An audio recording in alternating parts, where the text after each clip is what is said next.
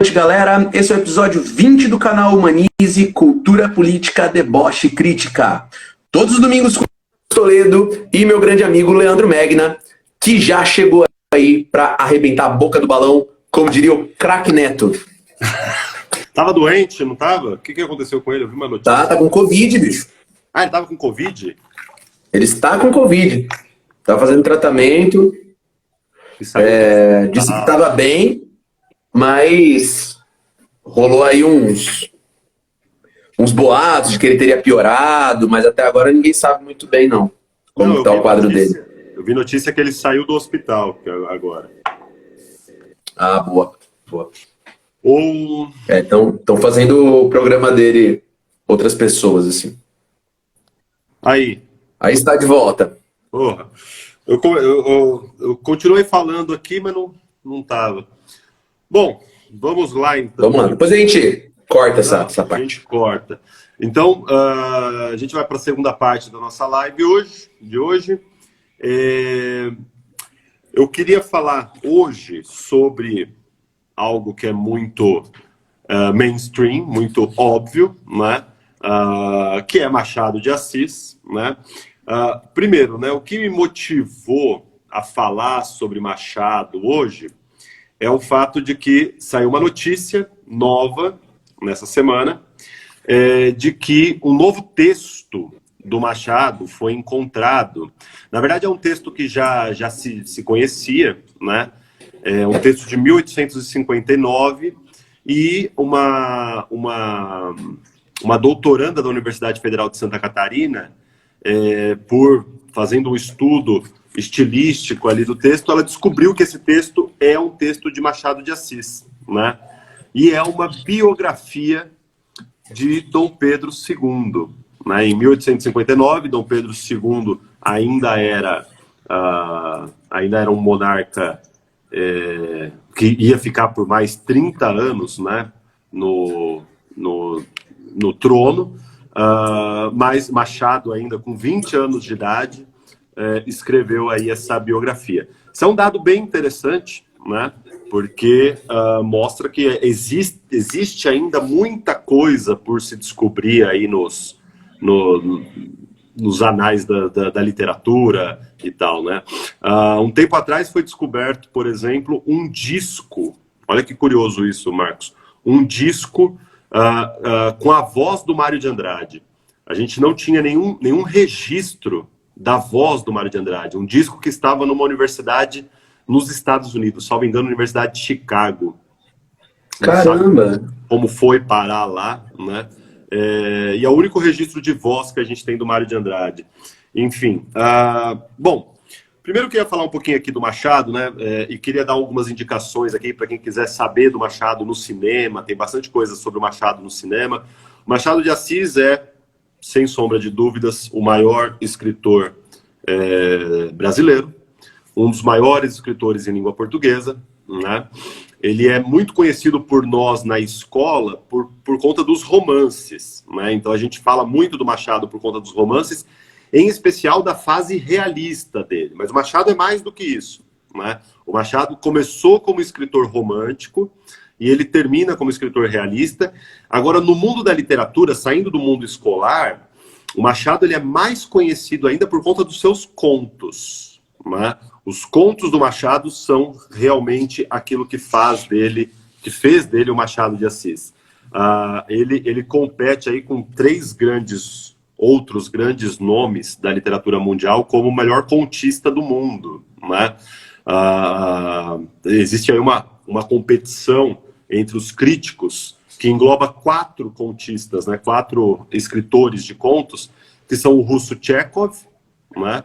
O argentino Jorge Luiz Borges, o francês Guy de Maupassant e o brasileiro Machado de Assis, né? Então não é contista em língua portuguesa, é contista geral, né? Os maiores contistas do mundo, competindo aí com o russo, com o argentino, Jorge Luiz Borges, que é, na minha opinião, o maior contista do mundo, né? Mas o Machado está ali. E o Machado, a gente sabe que como eu disse, né, ele tem essa fase realista, depois ele teve essa fase romântica, depois a fase realista, é fundador da Academia Brasileira de Letras, né, foi o primeiro patrono da Academia Brasileira de Letras. E aí eu queria trazer aqui algumas reflexões a respeito do Machado, né? Eu coloquei aqui como nome do nosso podcast, Machado de Assis, sociólogo brasileiro. Por quê? Porque o Machado, ele morre só em 1908, e não havia no Brasil uma tradição de estudos de ciências sociais, não havia no Brasil uma tradição nem de historiografia, né? A historiografia brasileira ela ganha força muito tempo depois, né? Até então a gente tinha aqui historiadores e sociólogos que imitavam modelos estrangeiros. A sociologia brasileira nasce, de fato, só na década de 30, né? E o Machado, ele faz uma análise da sociedade brasileira muito antes disso. Então a gente está falando aqui de romances de 1880, 50 anos antes, né? 1870, em que ele está analisando a sociedade brasileira. Existe um livro, a gente falou do Raimundo Fauro algumas lives atrás aí, ou Raimundo Faoro, para quem queira. O Raimundo Fauro é um dos principais, ele era jurista, né, um dos principais pensadores do Brasil, liberal, muito weberiano e tudo mais. E ele no livro mais conhecido dele, que se chama Os Donos do Poder, ele sistematiza essa ideia do Estado patrimonialista brasileiro, né? Basicamente ele mostra nesse livro como que capital e Estado estavam juntos num único projeto, né?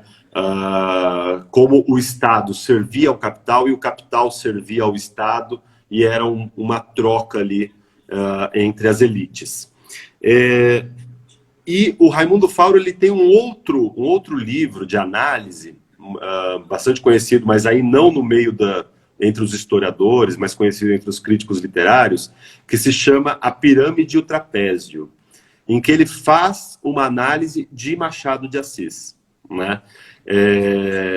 O próprio título já é muito interessante, né? Por que ele fala? O nome do livro é Machado de Assis, A Pirâmide e o Trapézio. E é sobre esse livro que eu queria falar um pouquinho e depois estender essa reflexão e no final dar algumas indicações aqui de coisas para a gente assistir referentes a isso. Primeiro, por que o nome do livro é esse? A Pirâmide e o Trapézio. Trapézio faz menção a um trecho do Memórias Póstumas de Brás Cubas, logo no comecinho do Memórias Póstumas de Brás Cubas, em que o Brás Cubas fala que ele tinha uma ideia fixa, que era a ideia de criar um emplasto, que seria um remédio universal, que ia curar toda a humanidade, porque o Brás Cubas tinha esses arrobos de arrogância, né, de grandeza e tudo mais, e ele fala que essa ideia estava presa na cabeça dele e ficava num trapézio, né? E a ideia era uma ideia fixa, o nome do capítulo é exatamente esse, era uma ideia fixa que ficava ali na cabeça dele, né? E ele usa essa imagem do trapézio, né? Era um trapezista, era a ideia que ficava fazendo piruetas na cabeça dele. E por que a pirâmide? Porque é a ideia fixa do Machado. Em todos os romances do Machado, ele está preocupado em fazer uma análise sociológica. E aqui a gente fala da pirâmide social, em que no topo está a elite e na base, no caso da Sociedade do Segundo Reinado, na base estavam os escravos, né? E o Machado, ele está preocupado em fazer uma análise social. A gente tem que ler Machado de Assis olhando para isso, né? Às vezes a gente lê, às vezes eu questiono isso quando eu estou dando aula para os alunos na escola, eu questiono assim, qual que é o tema mais importante de Dom Casmurro? Aí muitas vezes a resposta óbvia é, o adultério, né? Falo, então, isso é o que o Machado quis que a gente acreditasse, mas a análise é um pouco mais profunda. Porque se você pensar bem, o que faz de uma história de adultério ser um clássico da literatura brasileira? Se toda história de adultério ou de dúvida de paternidade se tornasse um clássico, o programa do Ratinho seria o clássico dos clássicos, não é? E não é. Então, por que Dom Casmurro é Dom Casmurro? E por que Dom Casmurro não está em pé de igualdade com os testes de DNA do programa do Ratinho? Não é? Porque o que está em jogo lá não é o adultério. Isso está na superfície do texto.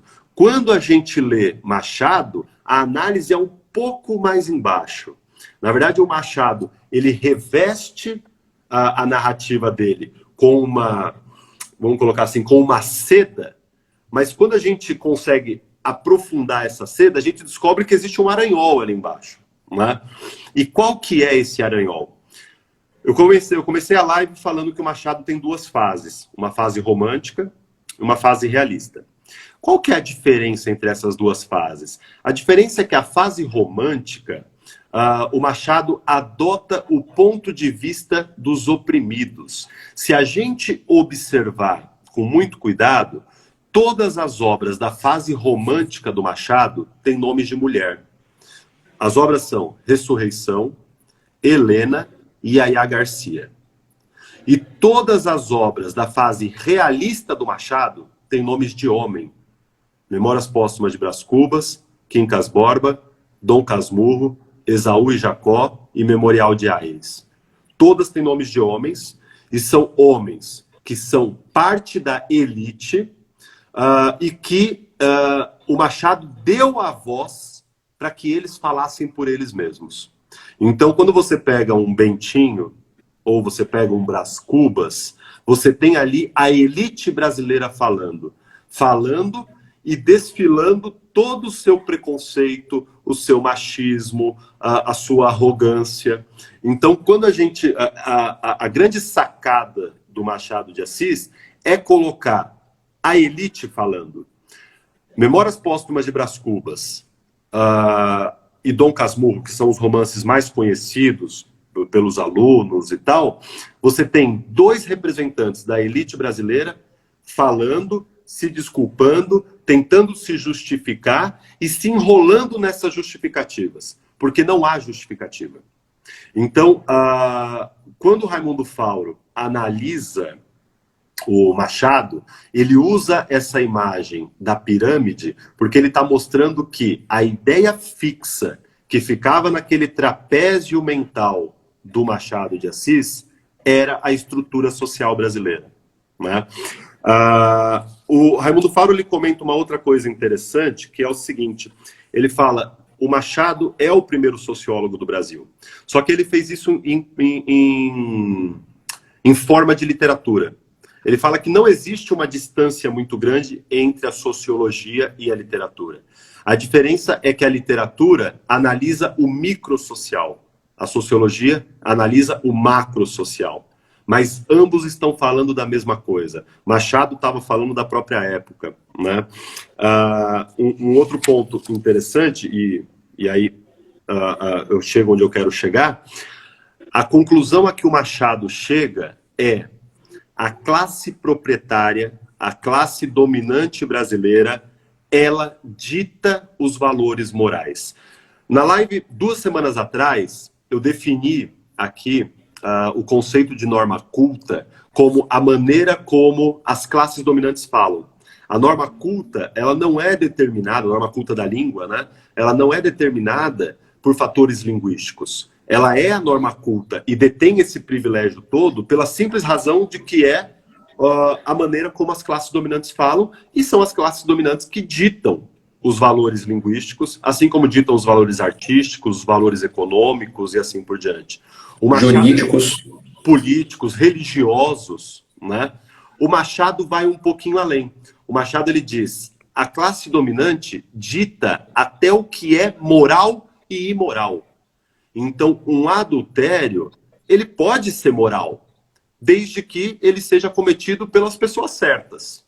Então, é o que acontece, por exemplo, quando a gente pega o Brás Cubas cometendo o adultério com a Virgília, lá no Memórias Póstumas de Brás Cubas, e fazia parte, até porque a gente está lendo a voz dele, né? Então eu comento o seguinte, quando a gente lê Machado de Assis, qual que é o grande ponto? Primeiro, os romances são em primeira pessoa. Nós somos reféns de quem está contando. Né? Da versão dele. Da versão dele. Então, muitas vezes a gente fala do Dom Casmurro da seguinte maneira. Muitas vezes eu vejo até professor de português discutindo isso. E aí? A Capitu traiu ou não traiu? A discussão não é essa. A discussão não é essa. Né? É muito estúpido. Como não? É só o que discutem.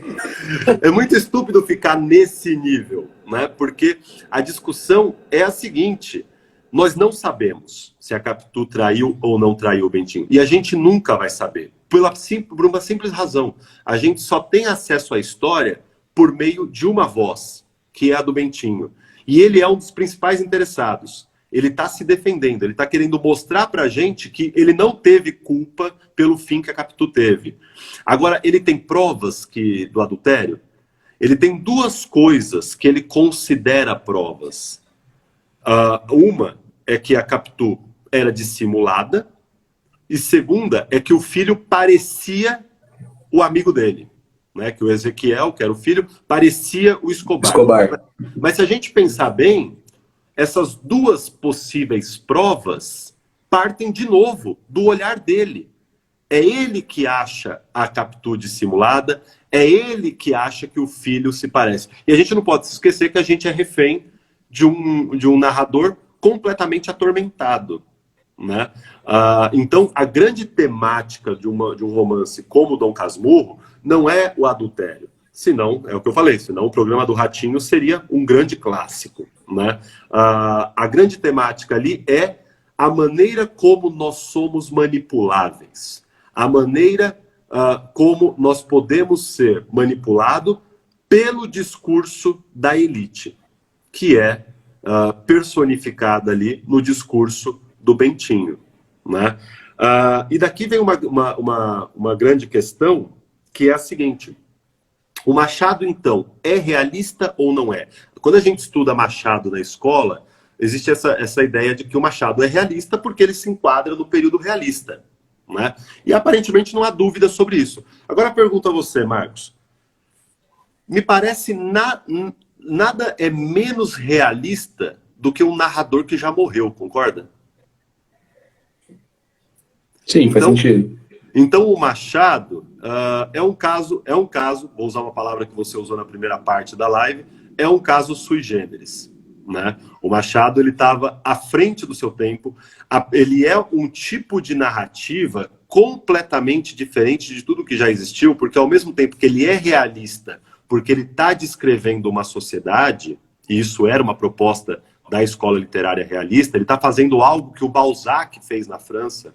Já vou falar um pouquinho mais do Balzac, mas ele é realista porque ele está descrevendo uma estrutura social, mas ao mesmo tempo ele produziu uma literatura fantástica. E isso era novo no Brasil. Você ter um narrador que já morreu, isso era impossível. E pior, um narrador em quem a gente não pode confiar. Isso não existia na literatura brasileira. Né? Não há razões para a gente desconfiar de um narrador como o narrador de Iracema. Ele está simplesmente lá contando uma história. Né? Agora, quando a gente chega no Memórias Póstumas de Brás Cubas, quando a gente chega no Dom Casmurro, a gente tem todos os motivos do mundo para desconfiar de que ele está simplesmente se defendendo, de que aquilo não é a história, mas aquilo é um discurso. E um discurso muito bem datado na voz de um homem da elite, de um homem branco e da elite. Já falo do Alienista, vou dar uma indicação, inclusive, do Alienista, Isa. O Machado, ele foi acusado, à época dele, de não falar sobre o Brasil, né? Porque ele tratava de temáticas.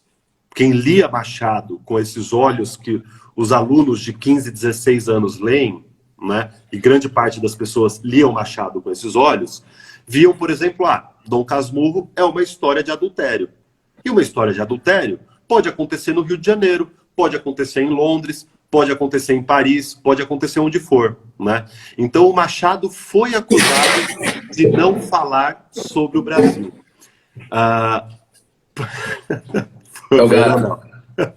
Derrubando tudo aqui. Ele foi acusado de não falar sobre o Brasil, por quê? Porque o grande modelo de literatura que a gente tinha era do Alencar. E o Alencar, teoricamente, estava falando sobre o Brasil. O Alencar estava falando sobre a natureza brasileira, estava falando sobre os índios. Isso era falar sobre o Brasil. E o Machado respondeu, quando ele disse que ele não falava, que ele foi acusado de não falar sobre o Brasil. Ele respondeu que ele falava mais sobre o Brasil do que o José de Alencar. Porque ele estava falando do Brasil nas suas relações, não do Brasil aparente, não do Brasil da natureza, não do Brasil idealizado, né? E quando ele fala que ele está falando do Brasil nas suas relações, é a pirâmide que o Raimundo Fauro descreve lá no ensaio dele. Vou pegar só um exemplo aqui. Então a gente imagina a pirâmide social, no topo a elite, na base os escravos, e quem estava no meio? Né? Porque você fala, bom, no topo você tem os proprietários de escravos, na base você tem os escravos. Quem era o meio dessa pirâmide do Brasil no Segundo Reinado? Era uma classe que interessa muito ao Machado. Era o homem branco, livre, mas pobre. Essa figura sempre aparece. Essa é uma figura muito importante nos romances do Machado. Por quê? Porque ela é a base da sociedade brasileira. Existe uma teórica brasileira chamada Maria Silvia de Carvalho Franco. O Marcos deve conhecer. Ela é historiadora, eu acho. Ou socióloga. Eu já ouvi falar, mas muito pouco na faculdade. Não... Ela tem um livro chamado Homens Livres na Ordem Escravocrata. Essa figura, ela é muito importante não só para o Machado de Assis, mas para a formação da sociedade brasileira. Por quê? Quem que é o homem livre na ordem escravocrata? Você imagina, é um homem branco, mas ele é pobre. Qual que é o problema? O problema é que numa sociedade em que todo o trabalho é realizado por escravos e todo o lucro fica com o senhor de escravos, o homem branco que não tem escravos, ele está sobrando. Então ele tem que viver do quê? Ele tem que viver do famoso favor. E tanto a Maria Silvia de Carvalho Franco, quanto o próprio Machado, como depois o Raimundo Fauro e muitos outros teóricos brasileiros, vão localizar nessa figura a famosa ideia do jeitinho brasileiro. A famosa ideia de você viver às custas de alguém. Você não pode se rebaixar a ponto de ser escravo, mas ao mesmo tempo você tem que se humilhar diante da elite. Essa é uma figura, por exemplo, no Memórias Póstumas de Brás Cubas, que é a da Dona Plácida. Quem que era a Dona Plácida? Ela era a dona da casa em que o Brás Cubas e a Virgília se encontravam. Ela era uma mulher muito religiosa. Ela tinha valores e tal. Só que ela cobertava um adultério. Isso ia contra os valores dela. Só que como que o Brás Cubas resolve isso? Pagando.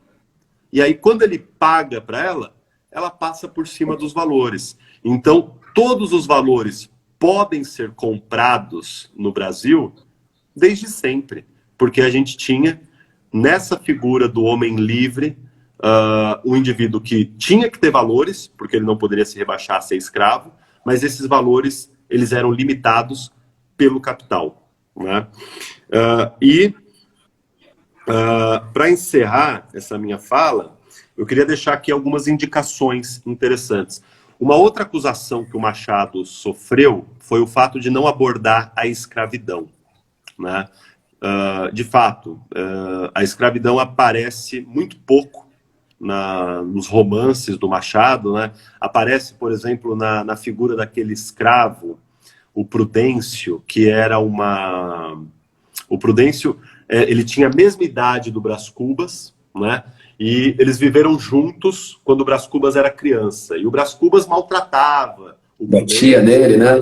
Montava nele, né? O Brás Cubas montava nele, fazia de cavalo e tal. Anos depois, o Brás Cubas, já adulto, encontra o Prudêncio na rua. O Prudêncio era negro, mas agora ele era dono de escravos. E ele encontra o Prudêncio agredindo um escravo que era de propriedade dele, né? E ele fica, teoricamente, horrorizado com aquilo, né? Aqui mais um indício da hipocrisia da elite brasileira, né? Ele fica horrorizado, ele fala, Prudêncio, você não pode tratar o escravo dessa maneira. Ele fala, não, mas ele é minha propriedade, né? A ideia é de que a gente aprende de como aprendeu. E aí o Machado foi acusado de tratar muito pouco sobre a escravidão. Nessa mesma época, o Machado escreve um conto que, na minha opinião, é um dos melhores contos do Machado, que se chama Pai contra Mãe. É um conto, você chegou a ler esse conto, Marcos? Não. Não, eu li muito pouco conto do Machado. É um conto chamado Pai contra Mãe, em que ele conta um duelo de um capitão do mato que foi contratado para capturar uma escrava que fugiu, né? E essa escrava estava grávida. E ele vai em busca dessa escrava e ele acaba capturando essa escrava porque, afinal de contas, ele tinha acabado de ter um filho e ele precisava desse dinheiro para sustentar o filho, né? Daí o nome do conto, Pai contra Mãe. O pai era o capitão do mato, ele precisava desse dinheiro para sustentar o filho, contra a mãe, que era a escrava grávida, que é capturada e sofre um aborto durante essa captura, né? Esse conto, enfim, para falar sobre a realidade brasileira, para falar sobre como a estrutura social brasileira é perpassada pelo capital, né? Ele foi utilizado como base de um filme chamado Quanto Vale ou É por Quilo. O nome do filme é Quanto Vale ou É por Quilo. É um filme de 2005 que fala sobre essa história de responsabilidade social das empresas, né? De como as empresas conseguem capitalizar essa ideia de responsabilidade social e tal, e de como as empresas lucram com a pobreza, né? E aí o filme é muito interessante, porque mostra exatamente isso, como essas empresas lucram com a pobreza, e ao mesmo tempo o filme vai intercalando com cenas que ocorreram lá no século XIX, nesse conto do Pai contra a Mãe. Então ele vai intercalando essas duas narrativas, né? Ele se passa ao mesmo tempo no século XXI e no século XIX, né? E vai mostrando em paralelo como que as empresas que teoricamente querem ter essa preocupação, capitalizam essa ideia da preocupação social, são na verdade capitães do mato, e que não poderiam viver sem a pobreza. A pobreza, na verdade, é a fonte de renda delas, assim como de um capitão do mato, né? Essa é uma indicação muito interessante. Esse filme eu indico demais, gente. Existe uma versão do Memórias Póstumas de Brás Cubas para o cinema, com o Reginaldo Faria e tal, que é bem interessante, é bem legal. Ela é meio cômica, assim, enfim, mas ainda assim acho que ela capta o que é interessante do Memórias Póstumas de Brás Cubas. E tem uma série da TV Globo chamada Dom. O nome é só isso, Dom. Que é, vamos dizer assim, ela atualiza a história do Dom Casmurro, né, com essa personagem Capitu. Tem uma outra série do filme que ocorreu aqui agora, eu nem lembrava dessa. Ela atualiza essa história do Dom Casmurro para o Rio de Janeiro dos anos 2000, né? Muito bacana também. E tem a série Capitu. Né? A série Capitu, também da TV Globo, muito bem feita na época, foi muito elogiada. Agora me deu uma bugada na cabeça aqui. Eu acho que Dom é um filme, a série é Capitu. Dom é um filme e a série é Capitu. Também muito interessante. E é isso, mas o que eu queria deixar mesmo é essa indicação aí do Quanto Vale ou É por Quilo. É uma atualização muito interessante de como as empresas conseguem lucrar com essa suposta responsabilidade social, e elas lucram com a pobreza. E isso acontece até hoje. E é isso. Show de bola. O filme é Dom mesmo, ele é um filme de 2003, dirigido pelo Moacir Góes, e Capitu é uma minissérie da Globo, né? Chegou a assistir, não? Não, eu assisti só um episódio, assim, mas eu quero assistir ainda. Ela é muito bacana. Ainda é uma das que estão na minha lista. Mas quando foi lançado, né, foi super hypado, assim, né? Todo mundo falou a respeito e tal. Foi uma coisa, assim, bem positiva a visão, né? E tal, então, bem sim. diferentona.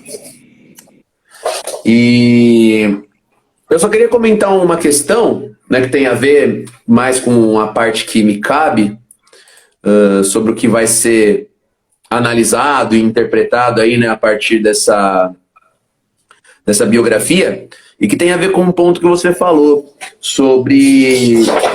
O Leonel hoje tá difícil aqui. Capetado, gato do inferno. E... Outro dia ele derrubou uma cadeira.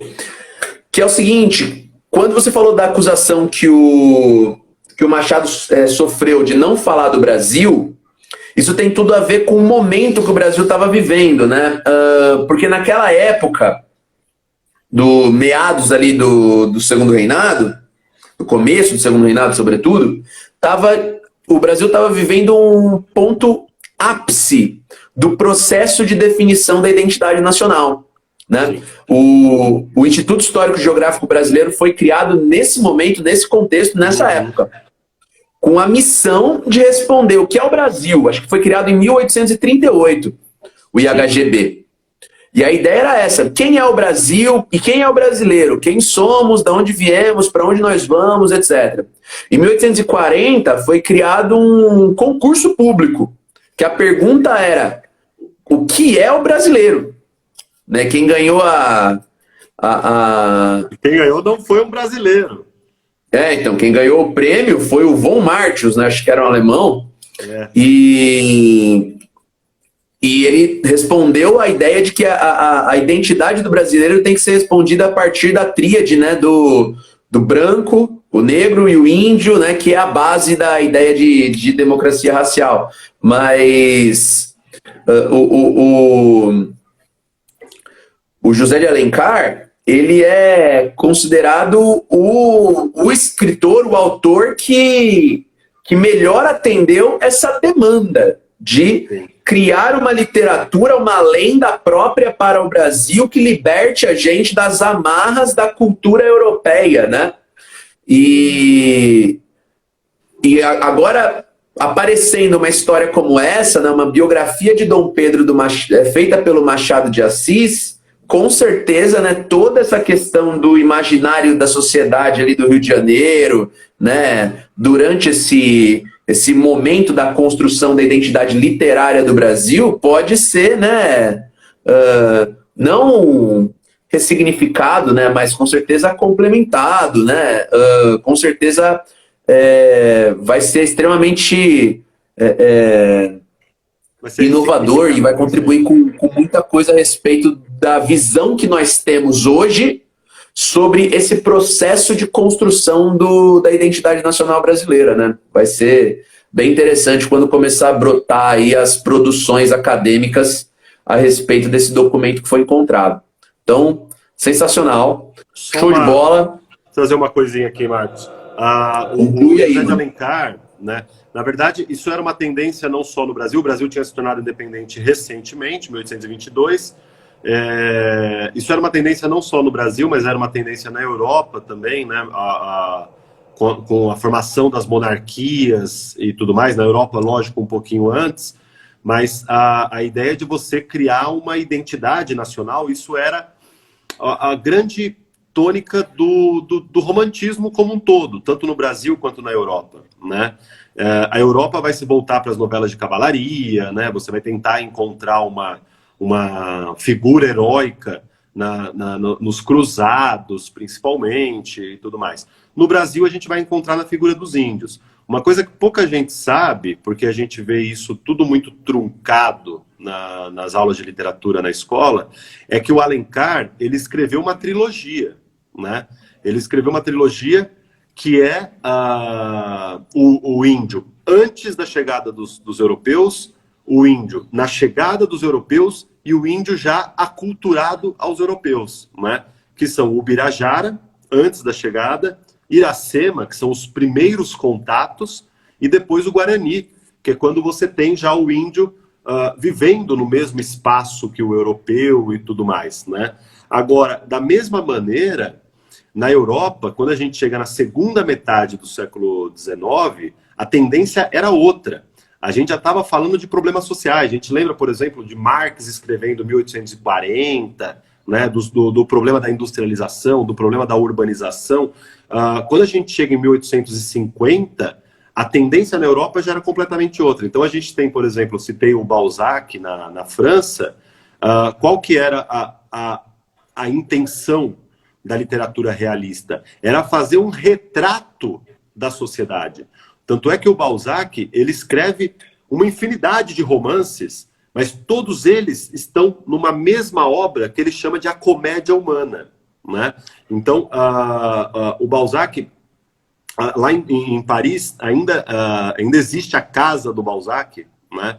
A Casa do Balzac é um museu hoje, e o Balzac, ele tinha tantos personagens que ele queria dar conta de toda a sociedade francesa na época, que ele fazia pequenos bonequinhos, né, de argila, e ele colocava na prateleira. Os bonequinhos estão lá expostos ainda. Ele colocava na prateleira porque quando ele colocava os personagens, eles aconteciam em vários romances. A personagem que apareceu na infância em um romance, ela aparecia na velhice no outro, né? E ele tinha tantas personagens que ele fazia os bonequinhos para olhar as personagens e lembrar quem era aquela personagem. Né? Quem era quem? Visualmente ele lembrava e aí ele não caía em incoerências, né? O Machado faz um pouco isso. A gente lembra que o Quincas Borba aparece no Memórias Póstumas de Brás Cubas e depois aparece num romance chamado Quincas Borba, né? Então o Machado, ele tinha uma outra função, que era criar um retrato da sociedade brasileira. Só que criar um retrato da sociedade brasileira significa falar de relações, não de natureza, não de índio, né? Não de figuras heróicas, né? Ele queria criar um retrato. E o retrato da sociedade brasileira que ele cria é esse retrato do machismo, da arrogância, da prepotência, e que a classe dominante brasileira leu Machado, aplaudiu Machado e não entendeu que estava falando sobre ela. Por quê? Porque ela é burra. Só por isso. Mas ela não entendeu que era uma crítica a ela, porque essa mesma classe brasileira aplaudiu Machado. Né? Um debochado. É um debochado. Mas é isso. Isso é o que eu tinha para falar hoje. E acho que foi bacana. Legal, Lê, sensacional. Muito bom, gente. Então, acho que por hoje é isso aí, né? Vamos agora mergulhar profundamente no nosso feriado de 12 de outubro, Dia da Criança, né? Nada de Nossa Senhora de Aparecida, nada. É Dia da Criança, certo? E vamos nos autopresentear como as crianças que somos, né? Nós aí, dessa turma que eu e o Leandro fazemos parte, que são os trintões que moram sozinhos e que vão comprar, sei lá, bolo de pote para ficar comendo em casa no feriado. Bravo. Eu acho que eu vou fazer isso. Então é isso aí, Lê. Valeu por mais uma. Esse foi o nosso 20º episódio, cara. Olha aí, ó. Quem disse que a gente não ia chegar lá? 20º episódio por conta do nosso próprio critério que acabamos de mudar, como a gente bem entendeu. Então é isso. É verdade, 19 e 20. Beijos. Falou, gente. É nóis, gente. Até semana que vem. Tchau, tchau. Valeu.